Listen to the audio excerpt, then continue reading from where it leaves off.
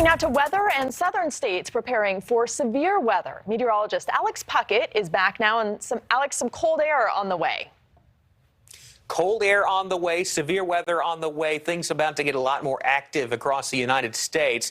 One of the big reasons is going to be this system here already bringing some snow to Montana and the Dakotas this evening. As we head into tomorrow, look at the cold air pushing into Montana and the Dakotas. Rapid City only making it to 8 degrees, 4 degrees in Billings. Snow pushing down towards the Rockies. And then as we head into tomorrow night, watch this, back into Texas, Arkansas, storms erupting. And on the warm end of this system, severe weather possible from Texas, Oklahoma, Missouri, all the way back through Tennessee, Kentucky, Mississippi, Alabama, and Louisiana. Out ahead of this cold front, behind it, snow and cold air rushing in. So tomorrow, the snow starts to fall across the northwest and northern United States. Some spots could see over 10 inches extending from Montana back into Minnesota and Wisconsin. On the southern end of the system, heavy rain, and there could be some spots, especially into Tennessee, Alabama, Mississippi, Arkansas, Missouri, back into Illinois, Indiana. They could see some flooding issues on that side of the system as well. So big changes to our weather. Extreme cold pushing into the Dakotas, Montana,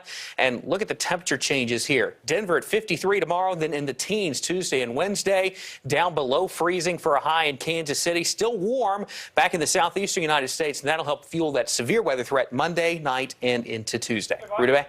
All right, Alex, thank you so much.